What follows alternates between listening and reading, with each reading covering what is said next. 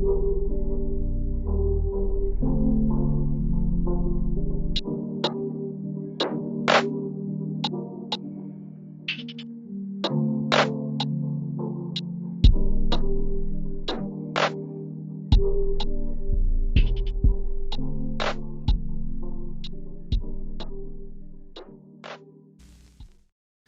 alluded to this earlier. We were going to touch back on this team that's making a late push, but it's not a late push without some shenanigans. We're talking about the Vegas Golden Knights.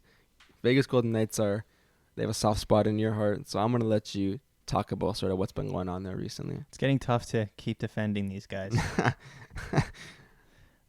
Since Mark Stone was a game-time decision against Calgary, he came in. Surprise, surprise, Vegas confirmed a couple of days ago that they placed William Carrier, Nolan Patrick, and Laurent Brossoit on the LTIR, giving them an additional $4.925 million in cap relief. That is from Cap Friendly, pretty reputable source. That gave them a total of $9.93 million in usable space.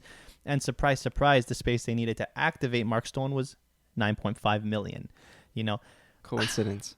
It's just so sketchy how these players go on long-term injured reserve as soon as one comes off. Like, that's just not how it's supposed to work. Like, to qualify for the LTIR, quote unquote, from the CBA agreement, I believe it's that a player must be expected to miss at least 10 NHL games and 24 days of the NHL season. Now, is it possible that once or twice you come to that realization as soon as another player comes off the LTIR? Maybe, but it's happened like 5 times this year. It's definitely sketchy. Without a doubt.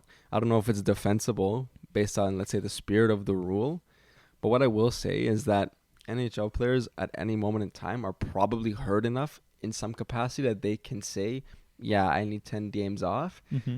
But the way that they're doing it, it's funny now. It's funny that they don't even care enough to hide it. Oh, but why would they? But why Everyone not? knows. To have some integrity, place these 3 guys on the LTIR maybe 2 weeks before Stone comes back, because Brossoit wasn't playing. Carrier and Patrick weren't playing. They've been hurt for a long time. They've just been on the IR, but now they moved them on the LTIR right when Stone comes back. There must be some sort of cap implications where the longer you hold people out, or the longer you wait to put them on LTIR, maybe you get a couple extra. I don't know how it works, but there must be a reason. And I'm going to say this every time we bring up these types of LTIR shenanigans, is that if the rules are written that way, that's an NHL problem, not a Vegas problem. True. That's where I stand on these. It's definitely shady. 100% it's shady. But the NHL, the way the rules are written, allows for this shady behavior to happen. So as far as I'm concerned, if you're not doing this, you're not trying. I guess this is the perfect example of don't hate the player, hate the game. You know, exactly. If the rules are there, you can. It's not exploiting. It's just being smart. But now the question is that how does this impact the playoff race in the West? From when I looked a couple minutes ago, Vegas is 2 points out right now from a wild card spot in the West. They have an extra game played, so one less game in hand. I think it's really important to bring up a quote that Sutter made this morning. He said, "When Vegas is completely healthy, they are the favorite to win the Stanley Cup, other than the team who currently has the Stanley Cup now, which is the Tampa Bay Lightning." Yeah. And a lot of respect to Sutter for saying that they are at a higher favorite than Calgary. I'm gonna agree with Sutter here. When you look at these lines, they are insane. Their first line is Pacioretty, Mark Stevenson. Sorry, I always get that name wrong. Mark Stone. Their second line is Eichel, Dadonov, and Nicholas Raw. And their third line is Jonathan Marchessault, Carlson, and Amadio. And Amadio's been really, really good this year. I think that come playoff time, they're going to be running Pacioretty, Stevenson, Stone, and then Dadonov, Eichel, Marchessault, because Marchessault looked great with Eichel. Wow. That might be the best top 6 in the league. It's deep. They're deep. And defensively, they are also unbelievable. They're good defensively, yeah. Shea Theodore is having a bit of a renaissance late into the year, because he was really bad to start off the year. He's looking good again. Pietrangelo is looking really good again. Alec Martinez came back. He's looking good. Right. They have guys like McNabb and Whitecloud who are big dudes on that defensive end who can log minutes. I think it comes down to Robin Lehner in that, to be honest with you. I don't know. What do you think now that they're healthy? I'm not even thinking about a wild card spot. I think they're gonna pass the Kings, taking like third. Wow. They're a point back with a game in hand. So if they win that game in hand, they're there. And the Kings have been not brutal. They've been sub 500 recently. They've been brutal. They got rinsed against Colorado. Yeah.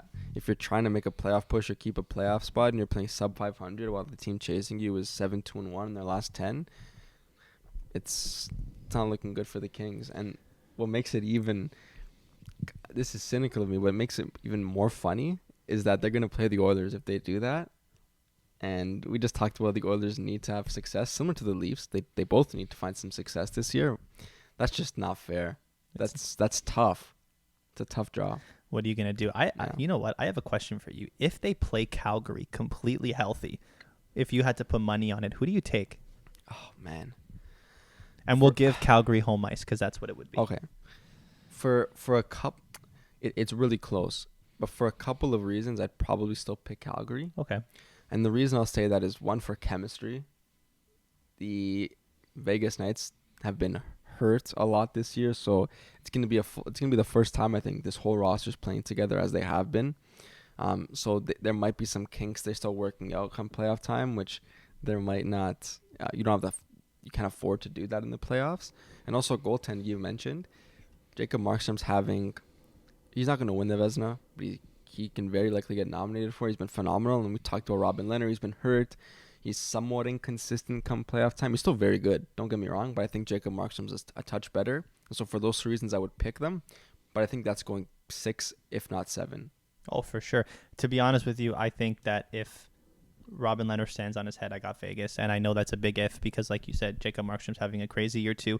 But Vegas matches up offensively against Calgary. Do. Honestly, I think they're better. And I know we've given so much credit to the Gaudreau, Lindholm, and Kachuk line, but I'm sorry. Give me Eichel, Pacioretty, Stone any day. Really? You would take that? I haven't seen them play, so I'm sure maybe once I see them, my opinion might change because they're huge and they're all really good players. Well, the reason why I say this is because Max Pacioretty and Mark Stone have shown that they are very successful together. They are two great playmaking wingers, and Jack Eichel is one of the better defensive forwards in the league as well. Yeah, he's very good defensively. And when you play with another Selke candidate in Mark Stone, I think he's right. Even if Max Pacioretty isn't the best defensive winger, it just doesn't matter. Defensively, I think they're better.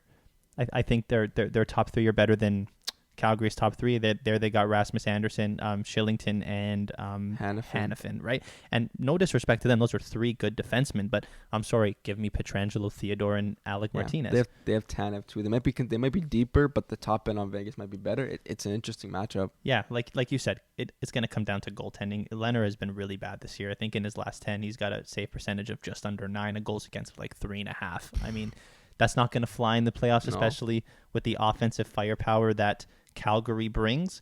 But if Robin Leonard gives them average goaltending, I would take Vegas in 7, but I wouldn't be surprised to see Calgary in 7 either. Yeah. Either way, it's going to be a long series and it's going to be a grinding series. Those are two really physical teams. Whoever makes it out of that series is going to be walking with one leg afterwards. Yep, I agree. The only place that I think DeBoer has done very poorly with the Vegas Golden Knights, and I watch a lot of this team because they are my second favorite team in the NHL. They always play after the Leafs, is their first power play. Right now, Vegas is just out of a wild card spot. The power play one looked so good with Jonathan Marchessault and Jack Eichel before Stone and Pacioretty came back.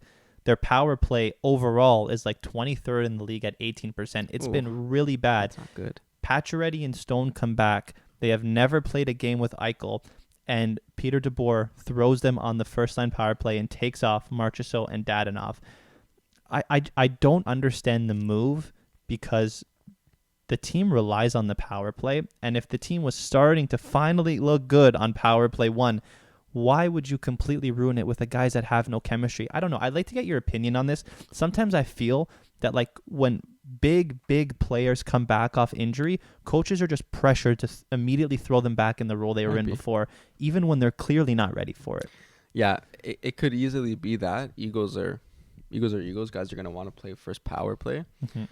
I'm thinking, and maybe the reason that he wanted to do this was that eventually these guys are going to play together, so let them work it out. But the caveat to that is they need to win these games, so you don't have the opportunity to tinker with things. That's what I'm saying. Yeah. Like now is not the time. They have one less game played. They are currently out of a playoff spot. They need to keep winning. The power play finally started to look good. Jonathan Marchessault was anchoring that power play so beautifully. I don't understand why first of all, you change it, and second of all, if you change it, you take Marchessault off that line. It doesn't make sense to me. I'm sorry, Stone hasn't played in 25 games. Pacioretty just came back from yet another injury. Right? They've never played with Eichel. That team's power play looked abysmal against Calgary. They not only could not walk the puck in, they clearly did not have an understanding of where other guys were.